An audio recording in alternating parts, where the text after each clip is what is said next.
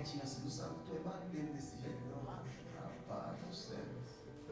Fiquei até tímido de pregar agora, irmão. Meu Deus do céu. Você viu, rapaz? Eu cheguei aqui, o camarada estava dando lugar. Aí escutei assim, vai dar glória ou vai ficar quieto? Aprendendo.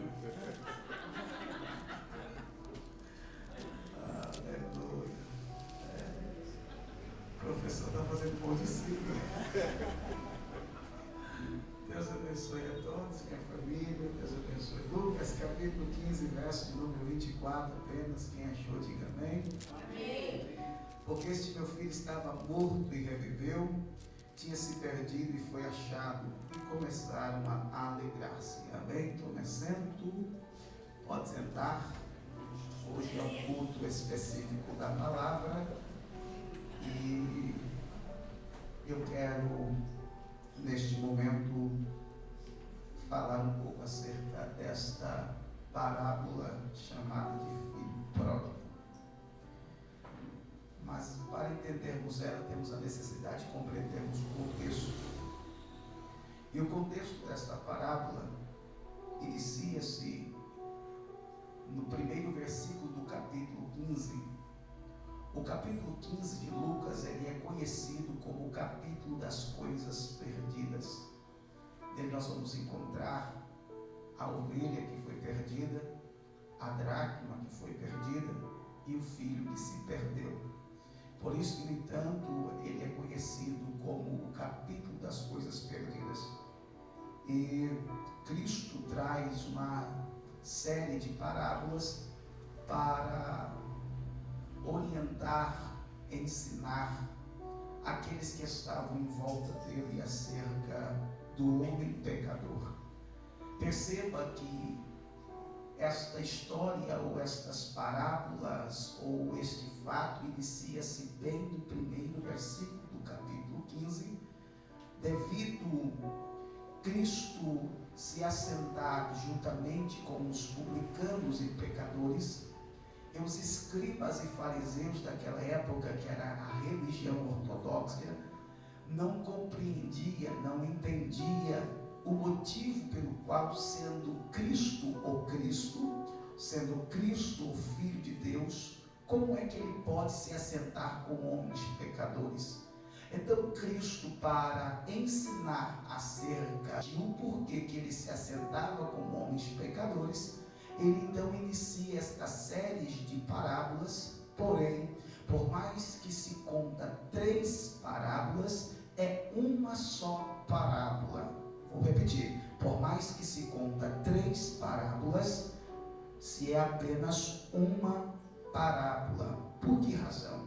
Versículo de número 3 vai dizer: e propôs o Senhor esta parábola. Está no singular, não está no plural. Ele disse: e propôs o Senhor esta parábola, e vem e conta 3 parábolas. Por quê? Porque dentro de uma singularidade, por mais que ele está contando 3, dentro desta singularidade é uma só, porque a definição dessas parábolas era para ensinar os fariseus e os escribas acerca do homem pecador. Por que Cristo está falando acerca destas parábolas? Por que razão Cristo está falando para os fariseus e também os escribas? Muito fácil. Para os escribas e fariseus daquela época, Cristo, sendo Cristo, pastor Gil, não podia se assentar juntamente com os pecadores. Para eles, Cristo tinha que estar entre a elite da sociedade. Para eles, Cristo tinha que estar entre o lugar mais alto da sociedade. Para eles, Cristo tinha que estar entre os doutores daquela sociedade. Para eles, Cristo não podia, me perdoe a minha expressão, Cristo não podia estar entre a ralé da sociedade. Não, Cristo tinha que estar entre a elite. E por mais, irmãos, que nós até mesmo gostamos de vir para a igreja, não se espante com o que eu vou lhe dizer não, tá bom? Por quê? Porque se Cristo estivesse no século 21, o último lugar que Cristo estaria era aqui dentro desta igreja hoje. O último lugar. Porque se nós olharmos para a Bíblia, Cristo em seu ministério, ele foi 4 vezes para dentro de um templo. 4 vezes Cristo foi para dentro de um templo. Mas perceba que você tem a necessidade de vir para o templo. Por quê? Porque Cristo não tinha a necessidade de ir para o templo. Porque Cristo não queria estar até mesmo diante daqueles que já estavam salvos. Cristo gostava de buscar aqueles que estavam perdidos. Os perdidos não estavam dentro, os perdidos estavam fora. Então Cristo ele ia para fora. Então, se no século 21 Cristo estivesse no nosso meio, o último lugar que ele estaria era aqui dentro da igreja. Mas se você passasse em uma frente de uma boca de tráfico, simplesmente você estaria encontrando Cristo ali, na boca desse tráfico, pregando para os traficantes e também para os drogados. Se você passasse em frente a um prostíbulo, você pode ter certeza que Cristo estaria também ali, no meio daquele prostíbulo, pregando para as prostitutas e para os prostitutos, dizendo: eu vim aqui salvar a tua alma perdida. Cristo ele veio para resgatar. Por isso que a Bíblia Sagrada vai dizer que os médicos não são para aqueles que estão sãos, os médicos são para aqueles que estão enfermos. E Cristo ele é como um médico. Cristo ele veio para curar aqueles que estão até mesmo precisando de cura. E eu tenho certeza que você está aqui nessa noite. Por quê? Porque você é aquele que estava até mesmo com a tua alma enferma, mas Jesus ele te buscou, te deu um banho de sangue, de misericórdia, e você está aqui para adorar a Ele. Você era um homem pecador, você é um homem pecador, porém justificado pelo sangue de Jesus Cristo de Nazaré. Para os escribas e fariseus não podia isso acontecer, mas Cristo então começa a dar uma aula acerca do que é o homem pecador. Então ele começa com a parábola daquele pastor que tinha 100 ovelhas, mas perdeu uma, e quando ele perdeu esta uma, ele deixou as 99 no aprisco, deixou as 99, e com as traduções diz que deixou no deserto, e foi em busca daquela ovelha perdida. Enquanto ele não achou, ele não parou de procurar, mas quando achou, diz a Bíblia que ele colocou entre os seus ombros e voltou para onde as outras estavam. E quando voltou para onde as outras estavam, diz a Bíblia que ele chamou vizinhos e amigos e disse: venha festejar comigo. Por quê? Porque eu encontrei a ovelha que está perdida. Venha festejar comigo porque a ovelha que estava perdida eu encontrei. Aí o texto vai dizer que houve alegria em toda aquele momento. Então diz a Bíblia que agora então ele começa e inicia uma outra parábola, a parábola de uma mulher que tinha 10 dracmas, e quando ela vai perceber, ela perdeu uma das suas dracmas, e quando perdeu uma das suas dracmas, ela vai tomar uma atitude. A primeira atitude que ela vai tomar é até mesmo acender a luz da sua casa. Depois que acendeu a luz, ela vai pegar uma vassoura e vai varrer a casa com tanta diligência a ponto de encontrá-la. E quando encontrou, a Bíblia também vai dizer que chamou vizinhas e amigos e disse para eles: venha festejar comigo porque eu encontrei a dracma perdida. Agora aqui eu quero abrir um parênteses para poder profetizar na vida de alguém. Quem faz faxina, pastor Gil, sabe muito bem que para se fazer faxina tem que tirar muitas coisas do lugar. Ei, a cama parece que fica de ponta cabeça, a cadeira vai para cima da mesa, até mesmo o colchão fica de pé. Não é desse jeito. Eu não estou falando de apenas limpar a casa, estou falando de faxina. Quem vai faxinar, parece que as coisas começam a ficar tudo de ponta cabeça, mas o interessante é que depois que termina a faxina, tudo volta para o seu devido lugar. Certamente que tem algumas mulheres, irmãos, que parece que quando você sai da tua casa é uma casa, mas quando você volta para a tua casa parece que você está em outra casa. A geladeira não estava aqui, estava, mas eu mudei e coloquei para o outro lado. Mas peraí, a cama não estava aqui, estava, mas eu mudei para o outro lado. Mas o criado mudo não estava, mas eu mudei para o outro lado. Tem algumas mulheres que é desse jeito, não é verdade? Mas o interessante é que quando você até mesmo termina de fazer, você volta tudo para o seu devido lugar. O que você quer dizer com isso, pregador? O que eu quero dizer é o seguinte, que talvez talvez algumas coisas saíram fora do lugar da tua vida, mas não se preocupe não, porque depois que você encontrar, as coisas vão voltar para o seu devido lugar. Eu vou profetizar novamente. Talvez algumas coisas saíram fora do lugar, mas só saiu fora do lugar até você procurar, e quando você procurar o que você perdeu, as coisas vão voltar para o seu devido lugar. Eu estou profetizando para a tua vida. Talvez as coisas estão de ponta cabeça na tua vida, talvez a cama espiritual na tua vida está de ponta cabeça, talvez a geladeira espiritual saiu fora do lugar, mas meu Deus está te dizendo, não se preocupe não, você vai encontrar o que você perdeu, e depois de encontrado, vai voltar para o seu devido lugar. Você toma posse dessa palavra? É uma palavra profética para a tua vida. Depois que ele termina de falar acerca da parábola das 10 dracmas, ele vai iniciar a parábola então agora do filho pródigo. Preste bem atenção no que eu vou dizer agora.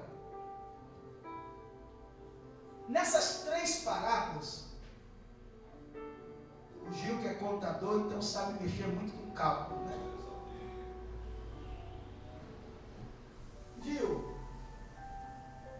o pastor que perdeu 100, em porcentagem, o pastor que tinha 100 perdeu uma, em porcentagem ele perdeu quanto?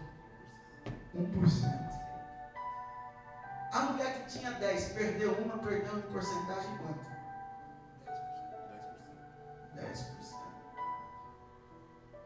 E o pai que tinha 2 e um foi embora, em porcentagem? 50%. Então, peraí, Jesus está contando uma parábola de matemática e está dizendo, um perdeu 1%, a outra perdeu 10% e o outro perdeu 50%. Só que o interessante é, Gil, que no final de toda a parábola termina dizendo, e houve festa. Aleluia!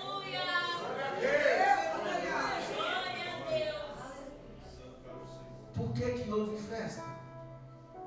Porque o que se perdeu, achou. O que foi embora, voltou.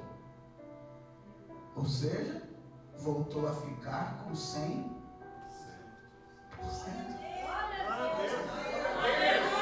Eu estou profetizando para a tua vida, se você não está entendendo. Que independente de talvez você fazendo um rápido na tua vida, se te perguntarem em porcentagem quanto é que você perdeu na tua vida, na sua vida espiritual, em porcentagem, quanto você perdeu na tua vida? Na tua vida familiar, em porcentagem, quanto você perdeu na tua vida? Na tua vida emocional, em porcentagem, quanto você perdeu na tua vida?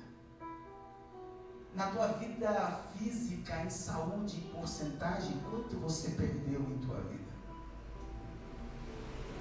E Deus está te dizendo nesta noite, independente do que você perdeu, no final vai ter festa.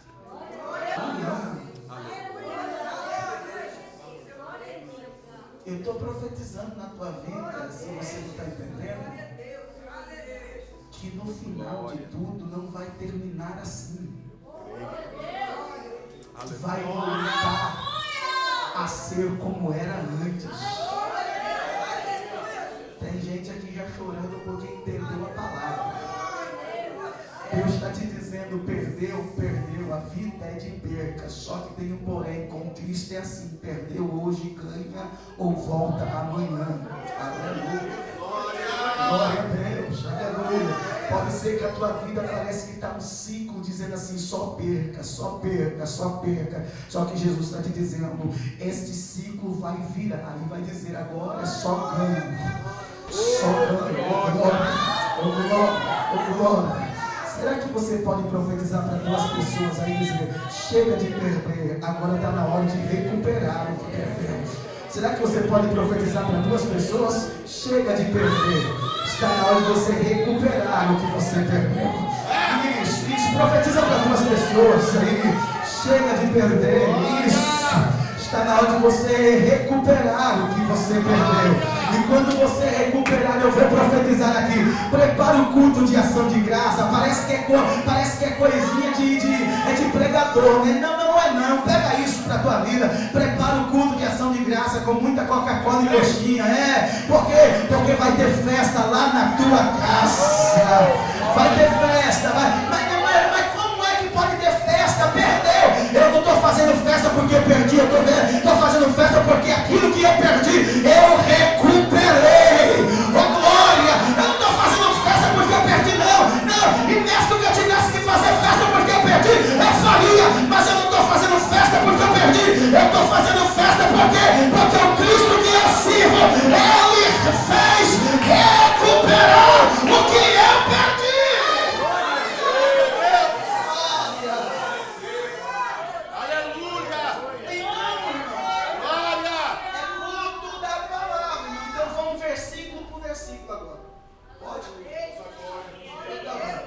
Vamos lá, versículo por versículo agora. Segura essa. Iniciamos no versículo de número 12. Versículo 11 está dizendo: e disse, um certo homem tinha 2 filhos.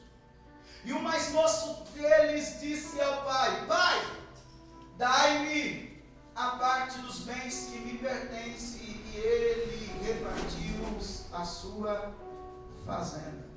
Escuta. E o mais moço dele disse ao pai: Pai, dai-me a parte dos bens. Escute uma coisa. Não se reparte bens com o pai vivo. Só se reparte bens após a morte do pai. Não se reparte bens com a pessoa que vai deixar os bens vivo. Só se reparte bens após a morte daquele que vai deixar. Então por que esse filho pediu a metade dele, sendo que o pai ainda estava em vida? Por quê? Preste atenção. Porque para esse filho aqui, entre entrelinhas, o pai já estava morto.